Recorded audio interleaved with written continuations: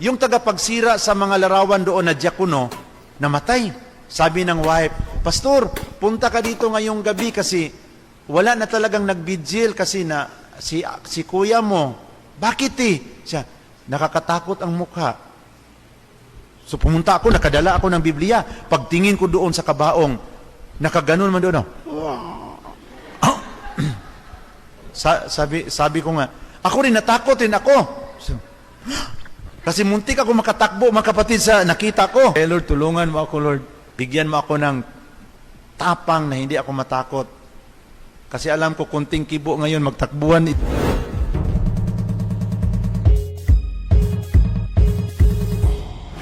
So ako naman, bilang pastor, noon, Katoliko na ngayon, hindi ako nakikipagdebate. Nakikipagdialog lang ako. Amen? Oo.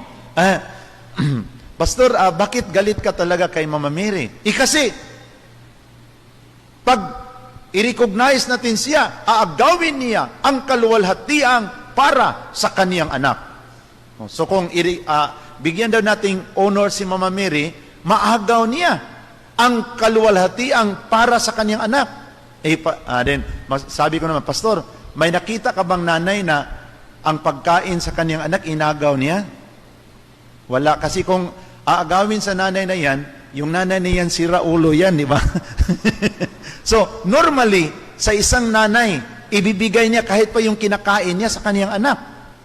So, saan yung punto na pag i-recognize natin ang pagkainay ni Mama Mary, agawin niya ang kaluwalhatiang para sa kaniyang anak? Walang nanay na nangangagaw. Ibibigay pa nga sa nanay ang lahat, kung anong kaya niya. Kaya sabi ko sa mga mahirap, wag naman ninyong ipagmaliit, no? Maliitin ang inyong mga magulang. Kasi kung kaya nilang magbigay ng pajiro, ibigay nila. Hindi lang nila kaya. Amen? So, yun ang ating pakikipagdialog, no? Hindi ako I still recognize na yung mga debatihan is there is a place for them in the church. But to me as a pastor, kasi alam niyo mga kapatid, maawa pa rin ako sa mga pastor. Kahit na Katoliko na ako ngayon, pag tingnan ko ang aking makasamang pastor, maawa pa rin ako sa kanila. Namimigay pa rin ako ng bigas, no? Namimigay pa rin ako kasi mga classmate ko sila noon eh. So ngayon, ang pinag-usapan ang katotohanan. So, dialogue. Talk to each other. Bakit ba? Ano bang mga dahilan na galit kayo sa mga santo? Bakit kayo mga Katoliko, mayroon kayong mga larawan? Kasi, importante yung larawan para pagpasok natin sa langit, makilala natin kaagad sila si San Pedro, San Pablo, may idea na tayo kung anong mukha nila. Ngayon, kung ang simbahan natin walang larawan, pagpasok natin sa langit, magproblema tayo doon kung ano kaya ang mukha ni Pedro, ni San Pablo, no? Hindi natin alam na ang katabi natin doon, si Judas Iscariote. Kaya, dapat tayong mga laiko, smiling. Hindi yung makausap tayo ng ibang reliyon. Parang takot tayo, wag naman ganun. Dapat nakasmile tayo palagi para ang Holy Spirit makakilo sa ating isip at puso. No? Kailangan pa ba yung mga larawan sa kaligtasan? Ay hindi naman kinakailangan. Bakit kailangan pa yung larawan sa kaligtasan? Si Kristo man lang ang nag-alay sa kanyang buhay para sa ating kaligtasan. Pero importante yun. Kasi kung wala kang idea kung ano yung mga mukha nila ni San Pedro at saka ni San Pablo, pagpasok mo sa langit, magtanong-tanong ka doon. At sabi ng tagalangit, sigurado to, hindi to Katoliko kasi busy siya nagtanong-tanong. Pero, nakapasok pa rin sa langit. Bakit? Sinabi ko bang hindi nakapasok sa langit? Nakapasok pa rin sa langit, pero maraming problema nagtanong-tanong ka. Pero pagdating doon sa Katoliko, wala. Kinamayan kaagad sila si Pedro, si San Juan. Hello, San Pedro, how are you? Kasi may idea ka na ako, medyo kulot ang buhok ni San Pedro, di ba?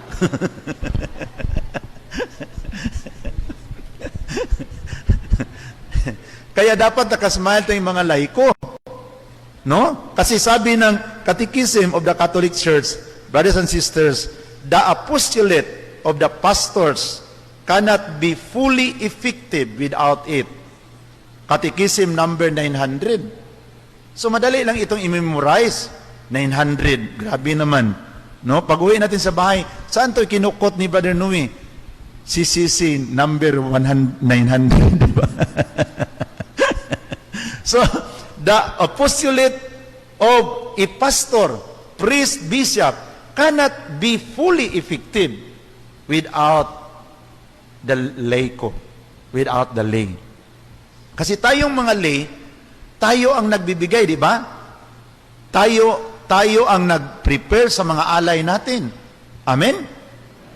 Pagtugtog sa kanta, all that I am, all that I have. Marinig natin ang Holy Spirit na nagsabi sa atin na magkaano ang ibigay, di ba?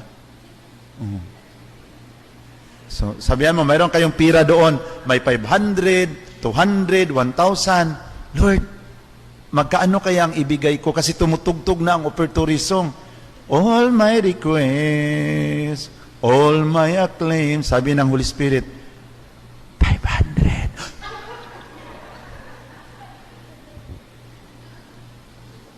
Kaya nga, ang 500 natin, si Ninoy Aquino, hanggang ngayon, hindi pa siya nakasmile, nakasimangot pa siya kasi hanggang ngayon, hindi pa siya nakapasok sa simbahan.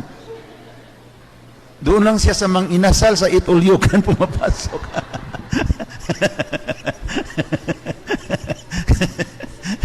Kaya ang advice natin mga kapatid, bigyan naman natin pangsamantalang tuwa si Ninoy Aquino. Napapasukin naman natin siya, kahit once a month lang siya makapasok sa simbahan, enough na yun sa kanya, di ba? Oo. Kasi hanggang ngayon, nakaganyan ang mukha ni Ninoy Aquino. Kailan kaya ako makapasok sa simbahan hanggang ngayon?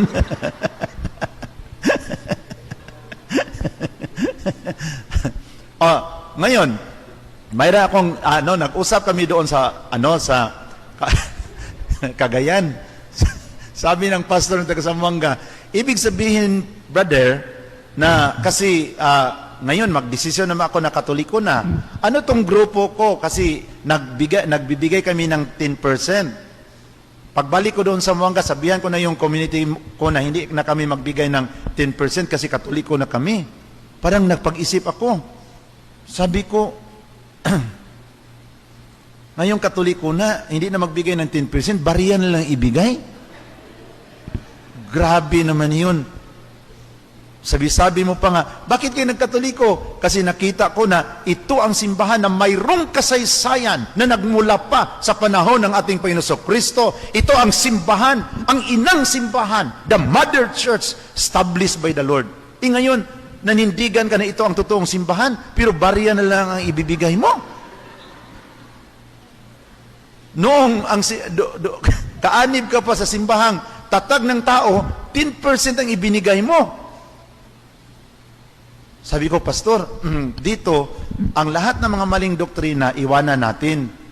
Pero ang 10% dapat ipagpatuloy natin. Imagine ka, nanindigan tayo ito ang totoong simbahan. Di ngayon, bariyan na lang ibigay natin. Grabe naman yan. Saan naman ang awa mo? Ito ang Mother Church. Bariya na lang. Then, marinig natin ang Holy Spirit. Pag mayroon na tayong blessings, Lord, punta tayo, di ba, doon ako sa Blessed Sacrament palagi pumupunta. Lord, kasi ngayong, nandito na ako simbahang Katoliko, nag-isip-isip ako, Lord, kasi noon, nagbibigay kami ng 10%. Lord, ngayon Katoliko na ako, hindi na ba ako magbibigay ng 10%? Hindi man sumasagot si Lord.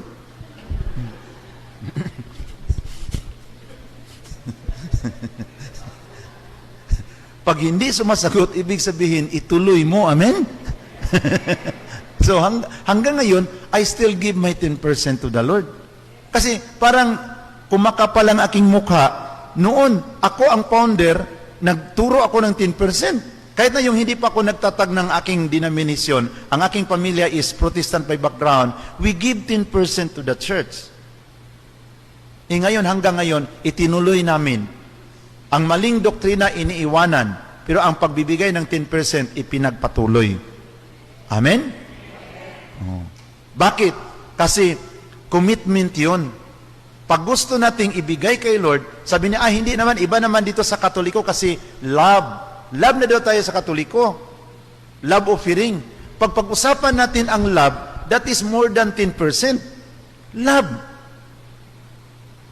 Love is beyond any boundaries. Kasi love na more than 10%. Amen? Bakit parang nanahimik kayo mga kapatid?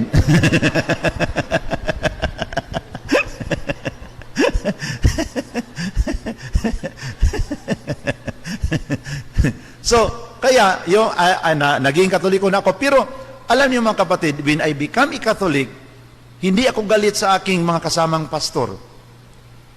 I still love them. Yung mga classmate ko. Kasi sabi ni Jesus, darating ang panahon, no, sabi ng John chapter 10 verse 16, I have other sheep that are not in this fold. I must lead them also, and they will hear my voice, and there will be one flock and one shepherd. So, darating ang panahon na may mga tupa na wala pa sa kawan na ito. Ngunit tawagin ko sila, sabi ng ating Panginoon Kristo, at sila rin ay makikinig sa aking tinig, at magiging isa na lang ang kawan, at magiging isa na lang ang pastol. Amen? Palakpakan natin ang Panginoon. Sa anong kapangyarihan po sila magbalik sa simbahang Katoliko? Sa pamamagitan ng Espiritu Santo. Hindi sa pamamagitan ng ating expertise at ating kaalaman. Sabi nila, ikaw brother, nagiging Katoliko ka, ang dami na ngayong nag-convert. Dahil ba sa iyong kagalingan, katalinuhan? Hindi. Ang conversion is the work of the Holy Spirit. Hindi ito dahil may mga pasto na ngayon nagiging Katoliko at maraming nag-convert sa Katoliko. No. That this is the movement of the Holy Spirit in the heart of every individual na madiskubrihan nila na ito ang simbahan. This is the church whose history is from the days of old. Amen? So, yun ang aking bilang pastor yung noon. Mga brothers and sisters, sa pastor pa ako, ang dami kong na-convert na Katoliko. Kasi paano ko i-convert ang Katoliko? Pag mayroong gadiring, magpalitson ako ng 4 na litson baboy. So, ang daming magpunta. So, hindi pa magkain, mag-preaching muna ako. So, yung ibang Katoliko, nasaktan sana, gustong uuwi, pero nakita nila ang litson, kakain lang muna ako, no? Kaya wala rin sa aking isip na magiging Katoliko. Kasi ang aking kapatid, pastor, mayroon akong mga kapatid na mga pastura. Sa aming, ang aking tatay, preacher din, debater. So, paano ka maka-expect na magiging isa kang Katoliko? Na ang aking nanay, diakonisa, aking tatay, debater. So, kaya kami, wala sa aming isip na maging isang Katoliko. Pero nag-umpisa ito sa isang pangyayari. In the year 2000 na habang naninira ako sa mga imahin ng mga santo, at yung doon ako sa imahin sa ating mahal na Birhen Maria, habang nakatingin ako sa kanya, I heard a voice in my heart, why you hate the image of my mother? Yung voice na yun palaging nagtatanong sa aking puso, lalo na kung ako na lang mag-isa sa kwarto, bakit galit ka sa imahin ng aking nanay? Yung unang-una, I resisted the voice. Tinig ito ni Satanas. Kay Satanas to. Bakit hindi ipasira ang mga Diyos-Diyusan? Pero habang nag-isip ako doon, kay Satanas to, kay Satanas to. Mayroon namang minsan nagsabi, biglang pumasok sa aking puso, bakit? May nanay ba si Satanas? Napag-isip ko, tama, no, wala mang nanay. Paano magiging mensahe ito ni Satanas na why you hate the image of my mother na wala mang nanay si Satanas? So kaya yung pang mayroong mag-away doon sa mga kapitbahay, lumabas ako kasi nagsigawan, Satanas ka, Satanas ka, Satanas ka. Baka nandito ra ang nanay ni Satanas. So yung iniisip-isip ko mga kapatid,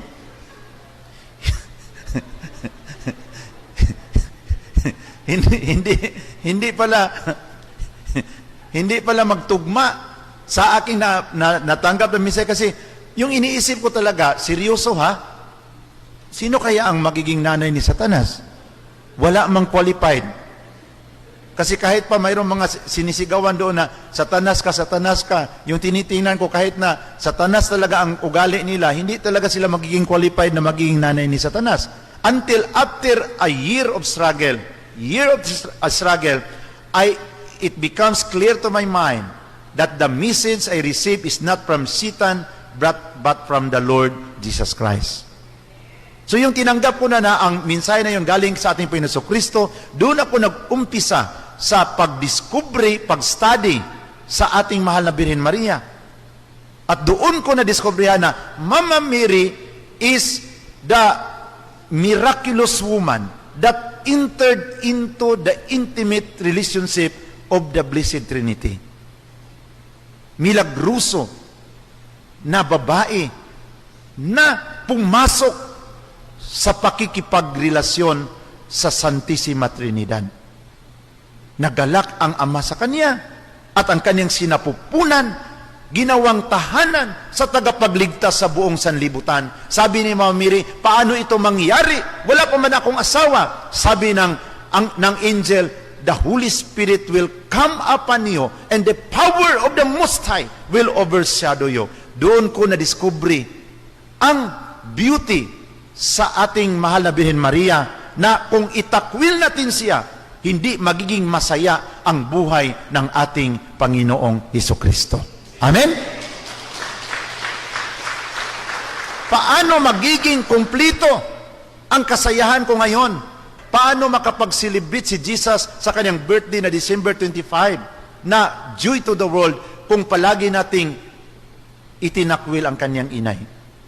Kaya nga doon ako, mga kapatid, na nalungkot ako yung tiningnan ko ang aming bilin tuwing Pasko. Kasi sa bilin namin, tuwing Pasko, si Jesus lang ang nandoon. Pinalayas namin si Mama Mary at saka si San Jose. Dahil ang doktrina namin, Christ alone. Kaya naawa ako kay Jesus doon sa bilin. Naisip ko, paano na lang kung magutom siya, gusto siya magdidi. Saan siya magdidi?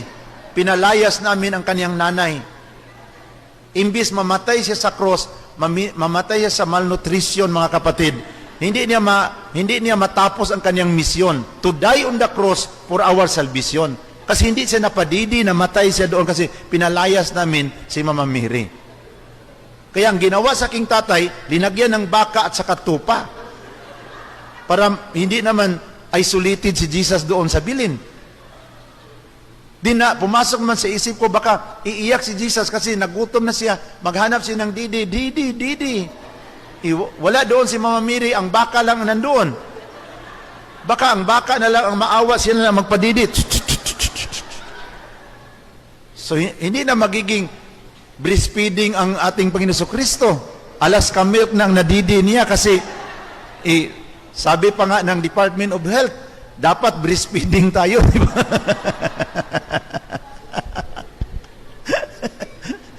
O ngayon, Alaska milk na pala ito. Galing ito sa New Zealand. So doon ko nakita na ang Christ alone doctrine is a very problematic doctrine. Because the plan of salvation is not Christ alone. It involved human participation. Amen? Nag-participate si San Jose, nag-participate ang angel. Paano yan magiging Christ alone? Doon ako nakarealize. Alone. Christ alone. Niya sabi ng Genesis chapter 2 verse 18, it's not good for a man to be alone. Kahit pa ang Diyos hindi siya sang-ayon sa alone. It's not good for a man to be alone. Genesis chapter 2 verse 18. Amen? O, kaya kung hindi ka tinawag pagkapari, dapat maghanap ka ng girlfriend so that you will not be alone. Amen? Paano natin hanapin ang girlfriend kung mga lalaki tayo? Doon sa Eucharistia. Pag nandiyan na ang katawan ni Jesus sa ating bibig, kausapin natin si Jesus, Lord, bigyan mo ako ng mabait na babae. Kasi maraming babae ngayon, sa girlfriend pa, sobrang bait, parang madre. Pagkatapos sa kasal, parang tigri. Joke lang. So, saan natin hihingiin? Hindi doon sa diskuhan.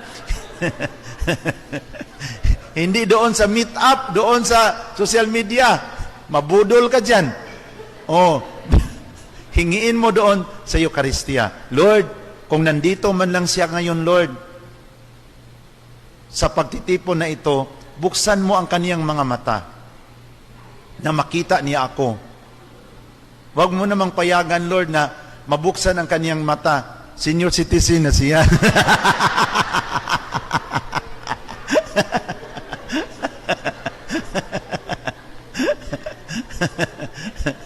So I learned so much in the Catholic faith from being a pastor to the Catholic Church. And I discovered by the power of the Holy Spirit the beauty of the Catholic Church. Kasi wala mang Katoliko nagpunta sa akin. Kasi yung mga Katoliko, kapitbahay namin sa Cebu, takot sa amin kasi ang aking tatay, di bitter. Ang aking kuya, di bitter. Dalawa kong kuya, di bitter. Ang aking dalawang kapatid, mga pastora. Sinong Katoliko lalapit sa inyo?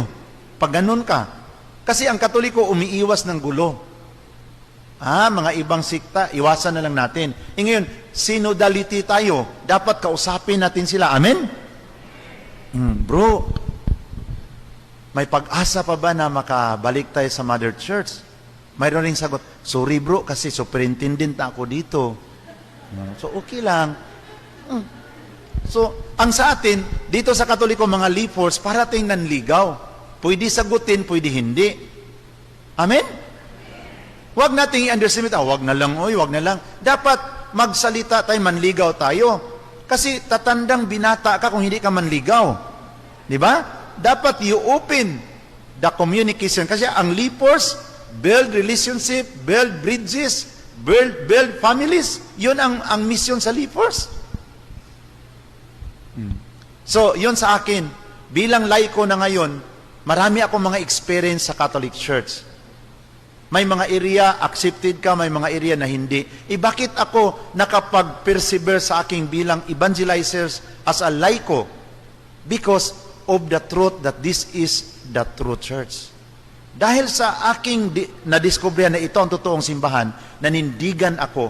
Kahit na may mga area na hindi pa ako kilala at hindi ako accepted, patuloy ako nanindigan na ipaglaban ang karangalan sa inang simbahan, ang simbahang Katolika.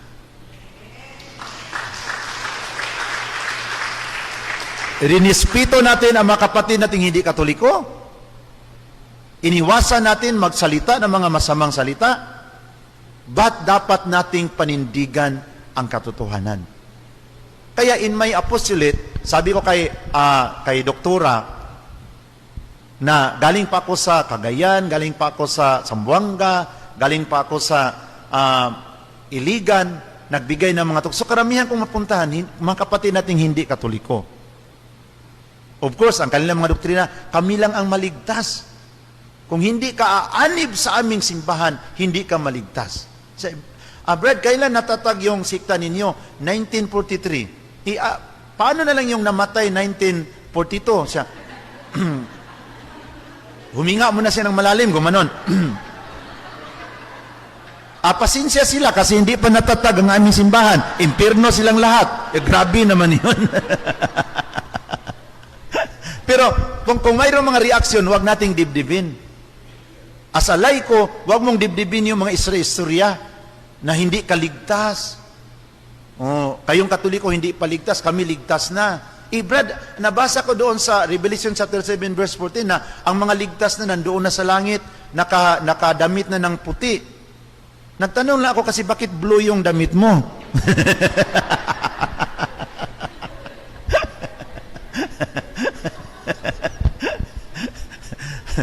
Our salvation is in Jesus.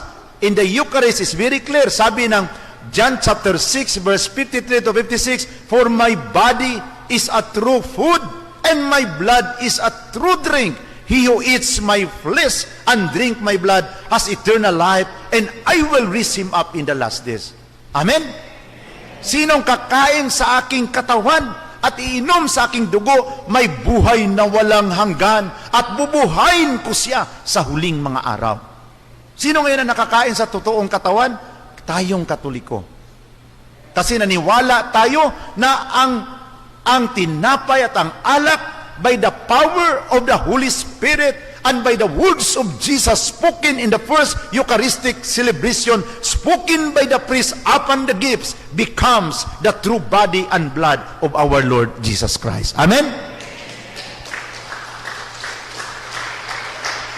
Not by our power that the bread and wine becomes the true body and blood of Jesus, but by the power of the Holy Spirit. Nagiging totoong katawan. Kaya pagsabi sa pari, katawan ni Kristo, sabi natin, Amen. Ngayon, when I was a pastor, ang aming doktrina, hindi totoong katawan, symbolic. Kaya ang aming Eucharist, yung sliced bread ang aming hinati-hati, kung maubos ang sliced bread, skyflakes ang aming pinakain. At ang aming alak is mango juice, pineapple juice, yun ang aming pinainom. Yung tiningnan ko ang Biblia, nagnilay-nilay ako mga kapatid, ano ba talaga ang correct interpretation of the Bible? Nagiging totoong katawan or symbolic? So, I try to memorize the verses of the Bible, particularly the verses of the Eucharistic discourse. Yung tiningnan ko ang Matthew chapter 26 verse 26, sabi ni Jesus, "This is my body." Sa Mark chapter 14 verse 22, sabi ni Jesus, "This is my body." Sa Luke chapter 22 verse 19, sabi ni Jesus, "This is my body." Hindi sinasabi ni Jesus, "This is the symbol of my body." Kasi ako, magaling ako kasi teacher mo ako sa Bible School, paano ko i-convince ang aking mga estudyante na hindi ito totoong katawan, symbolic lang. Kasi magsabi kagad ako pag magturo ako sa Bible School. Ngayon, bakit hindi tayo papayag sa simbahang Katolika na totoong katawan? Kasi pag sabi ni Jesus, "This is my body," saan ang totoong katawan? Ang hinawakan o ang nakahawak? Maganon-ganon ako. So yung mga estudyante mo sabi, natural, yung hinawakan, symbolic, at saka yung nakahawak, yun ang original. Ngayon, pag magsalita ako, parang seryoso ang mukha. Saan ngayon ang totoong katawan? Ang hinawakan o ang nakahawak? Kung magsabi ang mga estudyante, ang hinawakan, hindi totoo, ang nakahawak ang totoo. Pero ngayon, yung nandyan ako sa process of conversion, nag-pray ako sa Panginoon. Sabi ng Panginoon, bakit hindi ka maniwala sa aking salita? Sabi ko nga, this is my body. Bakit makipagdiskusyon ka pa sa isip mo? Pag sabi ko, this is my body, accept it na totoo ang sinabi ni Jesus. Amen? Kasi sa isip namin, nakipagdebate kami, paano yun magiging katawan? Ang totoong katawan, ang nakahawak, ang hinawakan, hindi yung totoo. This is Jesus ang may sabi, this is my body. Siya na nga ang may sabi. Amen? Then hindi ka pa rin maniwala. So doon ako tinanggap, mga kapatid, na ang sinabi ni Jesus is true. Pag sabi niya, this is my body, believe it with faith na totoo. Hindi nagsinunggaling ang ating Panginoon Kristo. Totoo ang kanyang sinasabi na ang kanyang hinawakan ay katawan niya na magiging pagkain natin para sa buhay na walang hanggan. Amen? Kaya doon ko nakita. Kaya yung tiningnan ko, gumawa ako ng practical comparison. Kasi pastor ako Pumunta ako sa mga simbahan sa Katoliko, simbahan sa aming simbahan. Kasi nakatatag ako ng 8 kasimbahan. Doon ko napansin na, Lord, ang ganda simbahan Katoliko, ang daming mga ibon pumapasok. Din magpunta doon sa tabernakulo. Ang aming simbahan, kahit isang ibon, walang pumapasok. Lord, bakit ang ibon takot sa aming simbahan? Parang hindi nila feel na mayroong presensya sa loob. Pero in the Catholic Church, imagine ka, yung mga simbahan natin sa mga probinsya, linagyan na ng mga screen kasi papasok talaga ang mga ibon. At magdumi doon sa pasukan, ganun. So, kinuklose nila kasi ang mga ibon gusto silang makapasok kasi sila mismo, damang-dama nila ang presensya ng ating Panginoon Kristo. Amen? Palakpakan natin ang Panginoon. Even the birds feel the presence of the Lord. Kaya ako bilang isang pastor, napansin ko na maganda naman kami. Ang aming mga praise and worship, imagine ka, ang praise and worship namin, tag 2 hours, mag-iyakan pa kami. Sa Katoliko, walang iyak-iyak Sa amin, pag nag-praise and worship kami, Ang iba, babagsak na. Hallelujah, hallelujah, hallelujah. Maganon-ganon na. Oh. Magiging overwhelmed siya. Emotionally down. Hindi na siya makaisip kung ano yun. Di ba? Ganon. Kasi mayroon akong talent na ganon. I can let people cry, I can let people laugh, and pwede sila babagsak. Pero ngayon, inisip ko yun, brothers and sisters, na dapat balance ang emosyon mo at saka ang intellect mo. Amen? Paano man yun na bumagsak ka dyan sa simbahang itinatag ng tao? Diba? So doon ko napag-isipan when I was thinking about my conversion. As a laiko ngayon, nakita ko how it is all about. What is the beauty of the Catholic Church? And kami rin, mga mabait rin kami mga pastor. Mabait rin kami. Pero nakita ko talaga ang kaibahan. There's still the presence of God in us. But the presence of God in the Catholic Church is triple. Especially in the tabernacle kung saan nandoon ang katawan ng ating Panginoong Hesukristo. Amen? Palakpakan natin ang Panginoon. So, in my process as a laiko, I continue to share this throughout the Philippines. How I do it? Si Lord lang ang nakaalam. Paano ako palaging sumasakay ng eroplano sa buong Pilipinas, punta Northern Luzon, Southern Luzon, Central Visayas, pumunta pa sa ibang mga bansa. Mga kapatid, the Lord really opened the doors. At saka conversion, makita mo na hindi lang through social media, kasi mayroon akong YouTube at Facebook, hindi lang through social media ang paraan sa paggalaw ng Panginoon, kahit sa anong paraan. Pag narinig nila, ngayon marami ng mga pastor ang nagbalik loob sa simbahang Katolika. Amen? Palakpakan natin ang Panginoon. Ngayon, nagiging laiko na tayo. Napakalaking tinatawag transisyon. Paano ka mamumuhay bilang laiko na you are bound to obey the magisterium of the Catholic Church? Noon, you are a pastor, you can preach anything. You can go anywhere. Pero ngayon, pag mayroong mag-invitar, okay, pwede ko yun tanggapin, pero be sure to go to your parish priest and ask the permission of the parish priest. Then punta. Then, brother, okay, welcome kayo dito, pero mayroon rin magsabi na, sabi ni Father, hindi daw muna. Ngayon, kung wala ka talagang totoong pagmamahal sa simbahan at sa Diyos, masaktan ka talaga. Amen? Sabi ni Father, hindi daw muna. Sabi ni Bishop, wag. Pero meron namang sabi ng obispo, okay, welcome. So as a laiko, mga kapatid, dapat ang obedience natin sa ating mga leaders.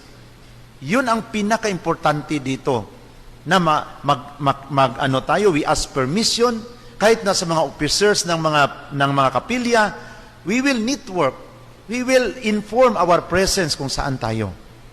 Amen? Punta tayo sa lugar na accepted tayo. Huwag tayong magpunta sa lugar na hindi tayo accepted. So yun ang aking karanasan bilang isang laiko ngayon na namumuhay sa simbahang itinatag ng ating Panginoon. Amen? Palakpakan natin ulit ang Panginoon. Then, another discovery, no? The beauty as a laiko, how I discovered the beauty of the Catholic Church I discovered the beauty of the Blessed Virgin Mary in the plan of salvation. Second, I discovered about the beauty of the prayer to the dead.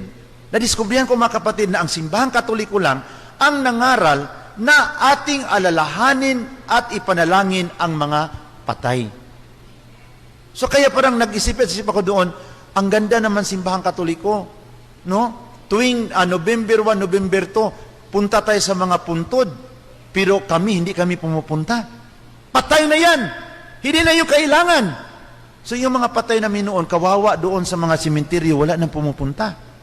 Kaya nga naisip ko na kung ako ang lolo ninyo, lumipat kayo sa ibang sikta, hindi na ninyo ako binisita sa aking libingan. Magpili na lang talaga kayo. Kasi na-miss ko na kayo eh. Kung hindi na kayo magbisita sa akin, ako na lang talaga ang magbisita sa inyo mamayang gabi.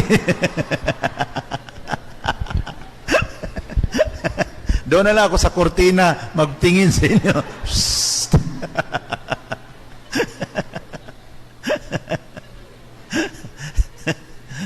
So, nakita ko ang beauty simbahang Katoliko. This is the only church that teaches to remember and to pray for the dead. Kaya sa misa, palaging nakasali, remember our brothers and sisters who have gone ahead for the hope of the resurrection. Alalahanin mo ang aming mga kapatid na nahimlay. Pero sa amin, 3 oras praise and worship, ang patay, hindi na inaalaala. Kawawa man na ang patay kasi last month, sumasayaw pa siya dito. Pero ngayong patay na, hindi na inaalaala. Pero in the Catholic Church, we are always remembered. Tulad kay San Lorenzo Ruiz. Matagal na siyang pinatay dahil sa kanyang pangangaral. Pero inaalaala ang kaniyang magandang kabutihan na dapat nating tularan. Sa amin, no more. Ang founder na lang ang palaging alalahanin. Pag birthday sa founder, dito ka agad. Kaya yung nag-isip ako tungkol diyan sa simbahang Katoliko, how beautiful is the Catholic Church. Mabait naman kami. Pero itong kagandahan na wala sa amin. The third one is the beauty of the sacrament of anointing. Na nakita ko nga, ang Katoliko lang ang mayroong sacrament sa malapit ng namatay. Sa pastor pa ako, pag ang membro ko noon malapit na mamatay, sabihan ko lang, laban lang sis, laban lang.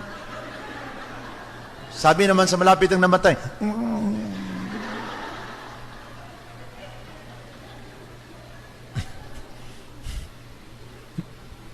Then nakita ko noon na, kasi, bakit wala kaming sacrament of anointing? Kasi sa 7 sacrament, tinanggal namin ang 5 kasi sobrang talino namin sa Biblia, kaya 2 sacrament na lang naiwan namin. Ang 5 wala na.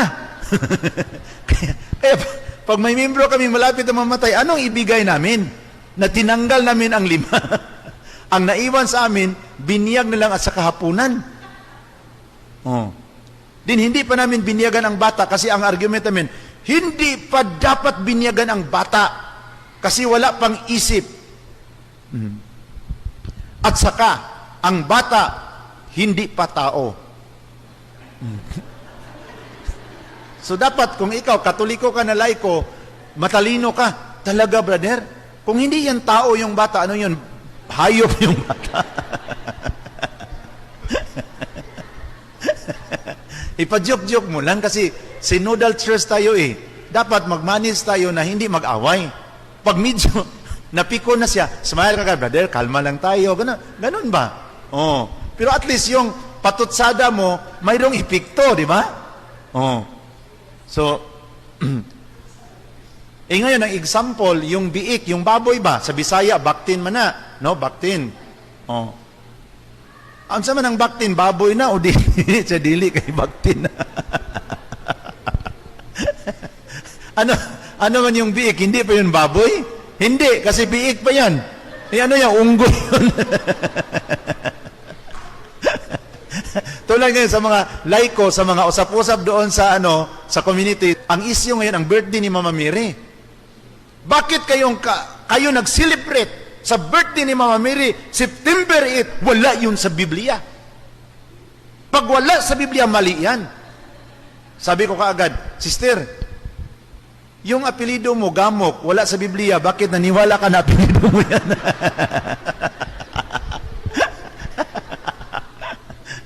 Sabi niya sa akin, mag-aral ka, mahiya ka. Sinabihan ako, mag-aral ka, mahiya ka sa sarili mo. Hindi, nagtatanong lang ako kasi sabi mo, kung wala sa Biblia, mali. Yung apelido mo, Gamok, wala sa Biblia.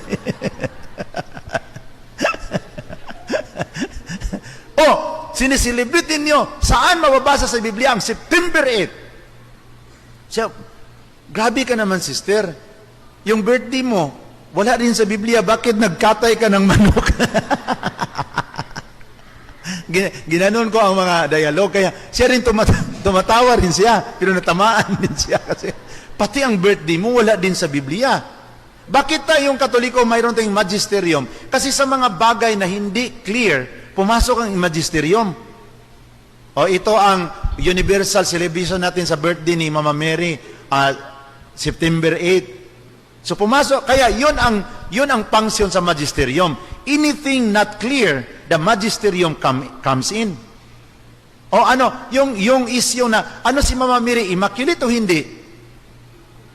So hindi clear, pumasok ang magisterium para magdesisyon, ito ang tama. That is the function of the teaching authority.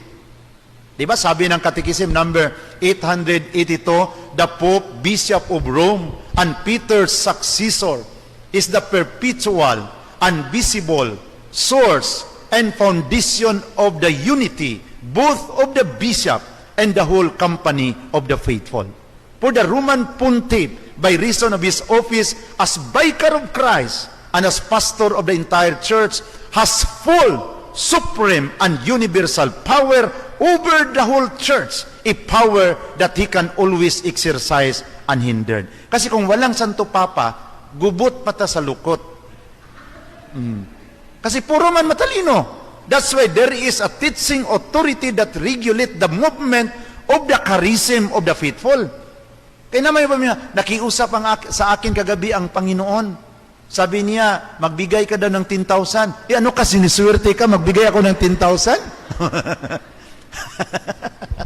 So the teaching authority regulates, use its power to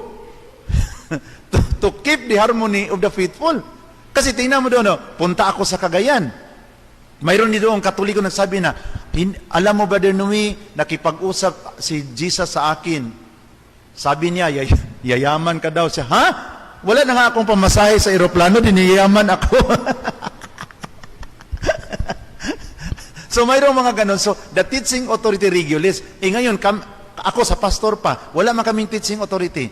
The Bible is the teaching authority. So kaya, kung anong interpretation ko, yun ang authority sa aking community. But in the Catholic Church, no. Because it is tripod. The tradition, the magisterium, and the scripture. Tulad sa ating bansang Pilipinas, mayroon tayong Supreme Court, mayroon tayong executive, ehekutibo, mayroon tayong legislative. Mayroong naggawa sa batas, Senate and Congress. Mayroong nagpatupad sa batas, ang Office of the President. Mayroong nagbigay ng correct interpretation sa batas, ang Supreme Court. Hindi, naintindihan ko noon sa pastor pa ako, hindi pala ibig sabihin na memorize ko ang Biblia, authority na ako sa Biblia.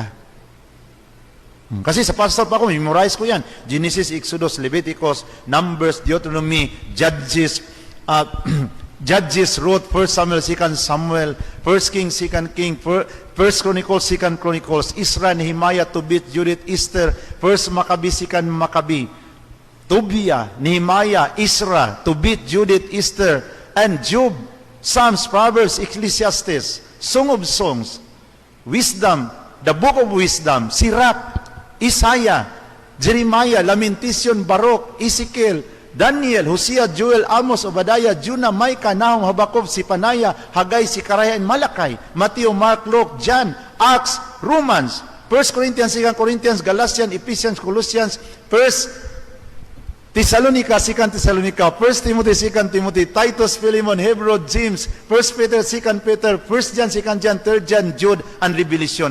Grabe, hindi pala ibig sabihin na memorize mo ang Biblia, ikaw na ang authority. You are subject to the authority of the church. Kasi kung ako na ang authority, very dangerous. Kasi gawa man ako ng aking sariling doktrina para makuha ko ang simpatiya sa aking mga members.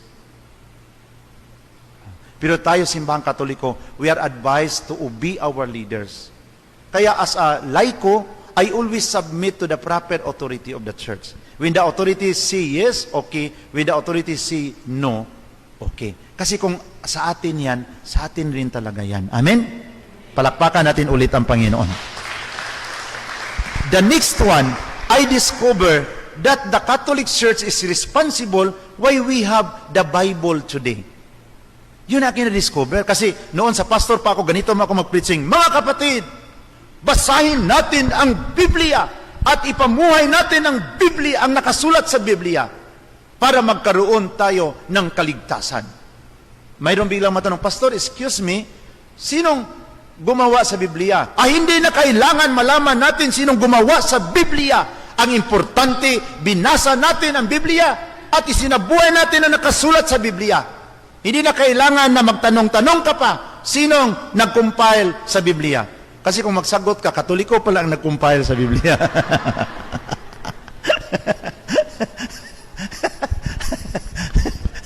So, ang aking patutsada, basahin natin ang Biblia at isabuhay natin na nakasulat sa Biblia para magkaroon tayo ng buhay na walang hanggan. Excuse me, Pastor, sinong gumawa sa Biblia, nag-compile sa Biblia? Hindi na kailangan, mga kapatid, na malaman natin sino nag-compile sa Biblia. Ang importante, binasa natin ang Biblia. Din ang mukha, nakapakaseryoso pa talaga, no? At sinabuhay natin ang nakasulat sa Biblia.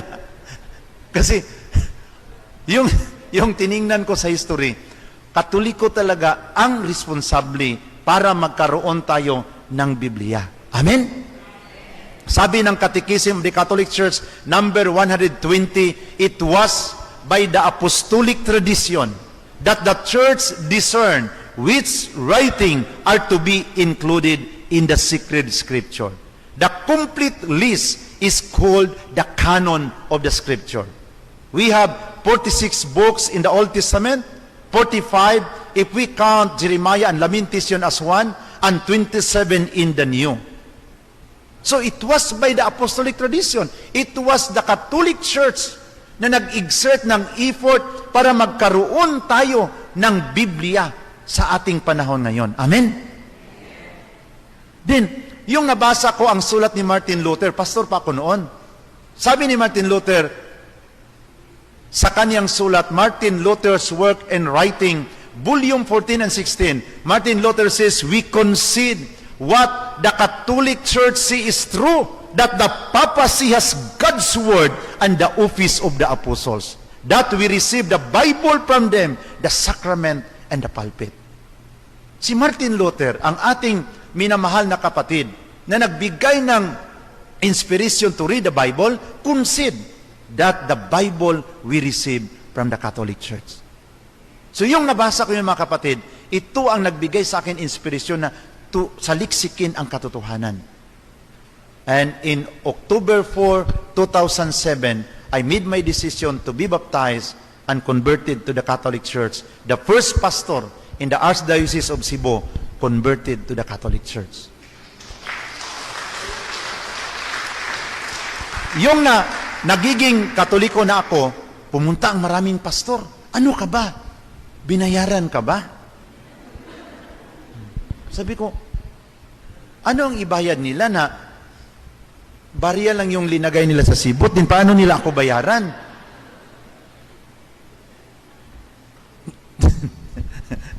And then, pagkatapos ang dami ng tanong, ano bang nangyari sa iyo? Baka inano kayo sa demonyo, pinasukan kayo ng demonyo. Tingnan niyo ang mukha ko, o pinasukan ba ako ng demonyo? Grabe naman ito. Ito lang pinasukan ng demonyo, naka-Amerikana at saka naka-niktay, no? So, ako naman pala joke-joke. So, ang dami pumunta, pati ang aking pamilya nagalit sa akin. Sumunod ang persecution. Yung puro na lang sigawan doon sa pamilya. Walang kwenta ka na pagkaanak.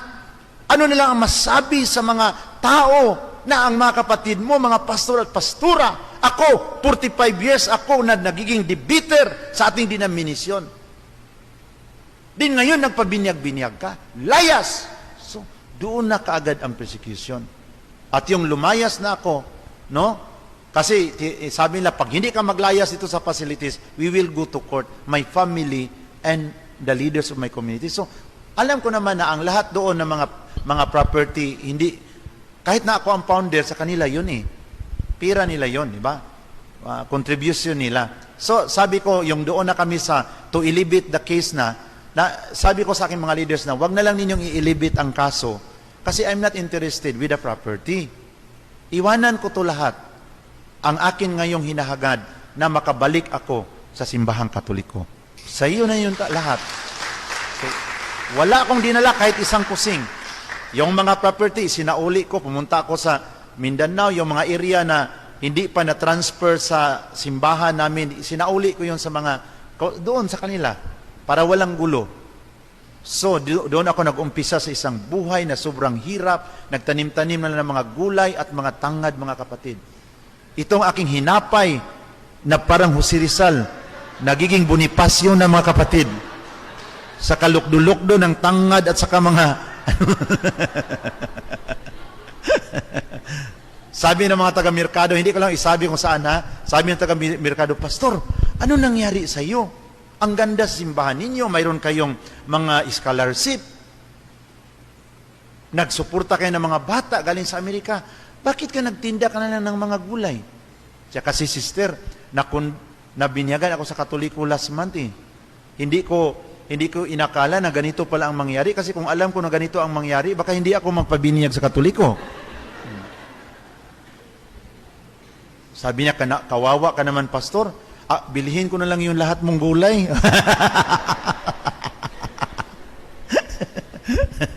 So, dumaan ako sa grabing pagsubok. Doon ako, buti na lang ang aming pag magsimba ang aking mga magulang, mag-start ng pagsimba is 8 to 12 man. So yung doon sila simbahan, uwi ako sa bahay, kain ako doon tudo.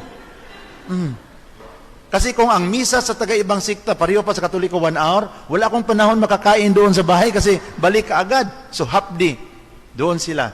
So during my suffering, doon ako naka-learn to pray the rosary.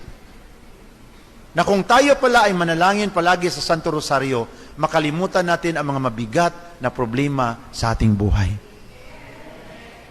So doon ako ay began to go deeper the mysteries of the Holy Rosary. Nalaman ko yung crisis noon, yung mga heresy noon, na bakit itinuro ni Mama Mary kay Saint Dominic ang pagrorosaryo. Parang umiiyak ako doon yung tinignan ko ang history. And then yung digmaan sa Lipanto na sabi ng Santo Papa na wala tayong kalaban-laban sa ating kaaway. This is the coming darkness of the history of the church. Ang parating na kadiliman sa kasaysayan sa simbahang Katolika. Kaya habang na makipaglaban ang ating kasundaluhang Kristiyano, dapat tayo ay hihingi sa mahal na Birhen Maria na hingiin niya sa Santissima Trinidad na magkaroon tayo ng victory para maisalba ang simbahan laban sa ating mga kaaway. And in October 7, 1551, in October 7, 1571, they prayed the Holy Rosary. And it was announced in 4 p.m. that the Christian forces becomes victorious against the enemy. Kaya doon ko parang tininan ko yung mga pangyayari kasi by details ang pagbasa ko sa kasaysayan, umiiyak ako. At lumiit ang aking problema na nandoon na ako nakatira sa bahay kubo. Naisip ko na, ang liit-liit lang pala sa aking problema. Nagbibinta lang ng mga gulay. Mas malaki yung problema nila kasi ang buong simbahan ang masisira. Doon ako na pumasok sa aking isip, kung nanalo sila sa digmaan na yun, October 7, 1571, ako naniwala na sa sitwasyon ko ngayon, na wala na akong pamilya, wala nang kumikilala sa akin kasi nagbibinta na lang ng mga gulay, alam ko na mananalo ako sa paghihirap sa buhay na ito. Then habang doon ako, I learned the mysteries of the Rosary. Doon ko nakita na lahat pala sa Rosaryo, sa Holy Rosary nandyan sa Biblia. The first joyful mystery is Luke chapter 1 verse 26. The second joyful mystery, Luke chapter 1 verse 39. The third joyful mystery, Luke chapter 2 verse 1 to 7. The fourth joyful mystery, Luke chapter 2 verse 21. The fifth joyful mystery, Luke chapter 2 verse 31. Nakita ko lahat na lahat nandiyan sa Santo Rosario nakasulat sa salita ng ating Panginoong Diyos. Kaya habang ay go deeper doon sa praying with Mama Mary, nagkaroon ako ng lakas. And after 2 years, hindi ko alam ang mga pangyayari. Habang ako doon, magpunta sa bahay, palaging, ano naman ngayon, Katoliko ka na? Ha? Yung doktrina ninyo na si Birhen Maria dinala sa langit, sabi na aking tatay, saan yun sa Biblia? Mababasa na si Maria dinala sa langit.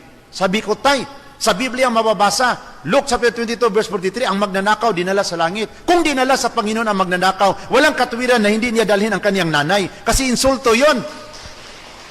Dinala niya ang magnanakaw, hindi niya dinala ang kaniyang nanay. Sabi niya, mali ka talaga. Walang mababasa sa Biblia. Wala nga mababasa sa Biblia na dinala si Mama Mary sa langit. Pero kung dinala ang magnanakaw sa langit, walang katuwiran na hindi kayang dalhin ni Jesus ang kaniyang nanay doon sa langit. Kasi kung ako si Jesus, kung dalhin ko ang magnanakaw, bakit hindi ko dalhin ang aking nanay? Ikaw daw, tay, kung ikaw si Jesus, sinong unahin mo pagdala? Ang magnanakaw? Wala yun sa Biblia. Hindi. Nandito yun sa Biblia. Kung dinala mo ang magnanakaw, hindi mo kayang dalhin ang nanay, si Lola? Tahimik aking tatay. Pag yung tahimik siya, pasok siya sa kwarto. Naligaw talaga ang anak natin. Veronica man ang pangalan sa kinanay. Naligaw talaga ang anak natin, Veronica. Then, uwi na lang ako. Pagbalik ko naman, ano yung mga doktrina ninyo? Na, kumakain kayo ng dugo. Ha? Tarot ngayon, kumain ka na ba ng dugo? Sabi ko, hindi man ako nagkain ng dugo, tay, dinuguan man ang aking kinain. May nakita ka bang Katoliko na kinain niya ang prisko na dugo? Kasi kung mayroong Katoliko na kinain niya ang prisko na dugo, siyang aswang dito sa sa probinsya ng Cebu. Ang kinain sa Katoliko, dinuguan, yung properly cooked na tay. Smile ako. Grabe ka talaga. Naligaw ka na talaga sa landas. Naawa ako sa iyo. Impyerno ka na talaga. Impyerno na daw ako.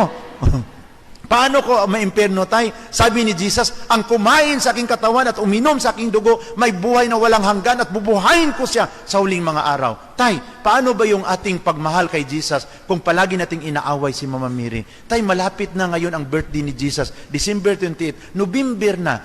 Paano si Jesus magiging matuwa sa kanyang birthday kung si Mama Mary itinakwil natin?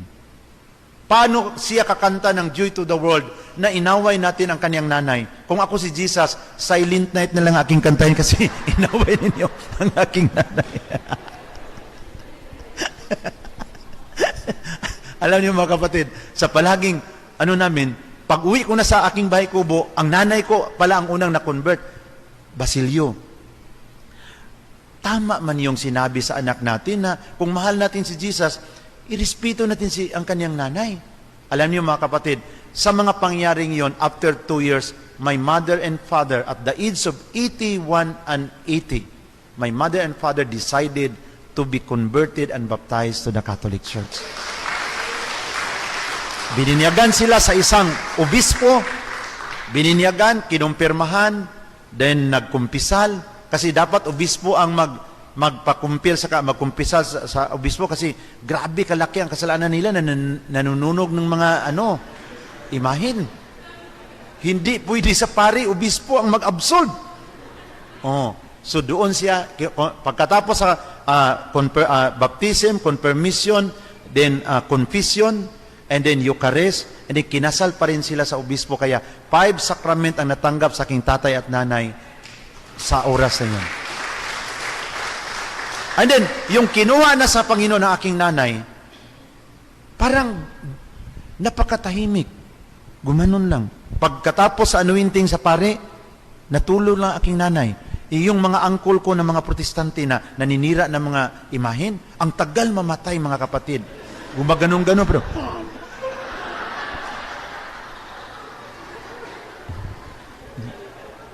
sabi ng mga anak, kung ganito ang sitwasyon, mas una pa kaming mamatay.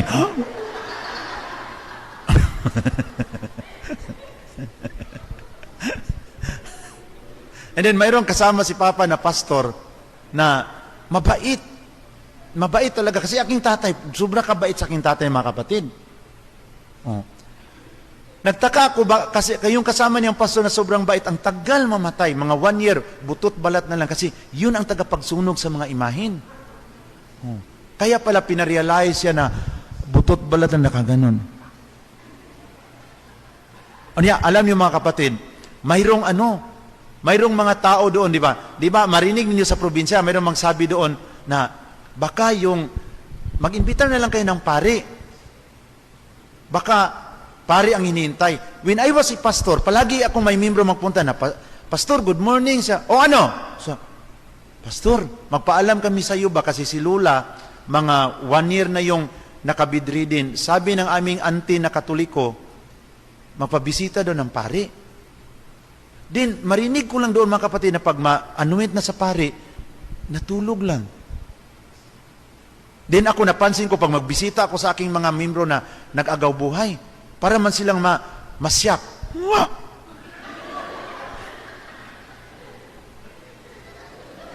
Din sabi ko naman, kasi experience ko to bilang pastor, Lord, bakit itong aking mga member na nag-agaw buhay, parang masyak sila kung makakita sa aking mukha, parang nakakita kay Judas Iscariote. So, as a pastor, akin yung, I contemplate on that.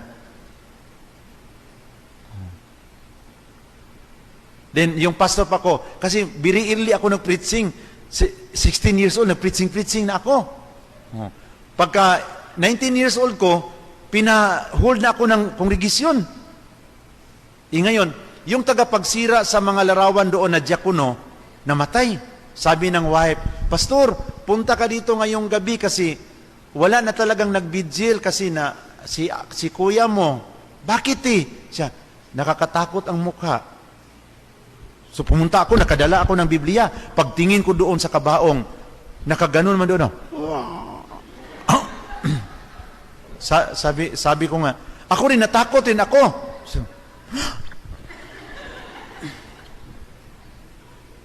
then sabi ko, Lord, tulungan mo ako. Kasi muntik ako makatakbo, mga kapatid, sa nakita ko. Kasi 19 years old, matakutin pa yung 19 years old So, sabi ko, Lord, tulungan mo ako, Lord. Kasi alam ko, kasi aking mga member nandoon, tulad sa inyo, nakaupo sa mga upuan, alam ko, Lord, kung tatakbo ako ngayon, itong mga member ko mag-istampede dito doon sa pintuan. Sigurado yung mga bag nila, iwanan pa yun sa katatakbo. Kaya Lord, tulungan mo ako, Lord, na bigyan mo ako ng tapang na hindi ako matakot. Kasi alam ko, kunting kibo ngayon, magtakbuhan itong mga member ko. So, yung mga experience ko, mga kapatid, during that time, sabi ko, Lord, thank you so much na pinili mo ako. Sabi ko, Lord, ang sayang naman, napa-approve ko na sa Securities Exchange Commission ang aking sikta. Hayahay na sana ang buhay ko ngayon. Pero, Lord, salamat sa realization, conversion na binigay mo sa akin. Kahit na hindi na ako ngayon sa command position, laiko na ako, pero I'm so happy serving the Lord in the mother church, in the church founded by our Lord Jesus Christ.